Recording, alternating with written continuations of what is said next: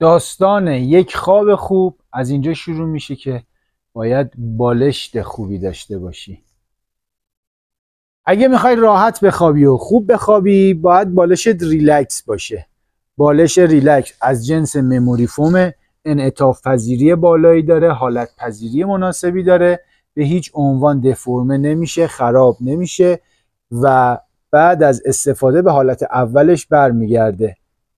بالشت‌های طبی برای افرادی که دیسک گردن دارن، آرتروز دارن و عادت دارن که بالشت رو بغل کنن و بخوابن میتونه بهترین گزینه برای این افراد باشه.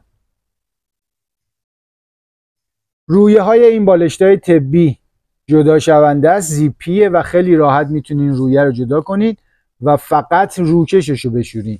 به هیچ عنوان بالشت‌های طبی قابل شستشو نیست. بالشت‌های ریلکس دو طرف کاملا متفاوت داره، هم شکل ظاهری کاملا متفاوتی نسبت به بالشت‌های طبی دیگه داره، هم دو سمت کاملا متفاوت. یک سمت که دارای یک موج کوتاه و کوچیکه برای خوابیدن به سمت پشت و سمت دیگه بالش که دارای یک موج بلندتره برای خوابیدن به پهلو. بسیار گزینه مناسبیه. برای اینکه بتونین بالشت مناسب خودتون انتخاب کنین و با بالشت‌های دیگه با هم مقایسه کنین، میتونین وارد سایت دوشکمن.com بشین.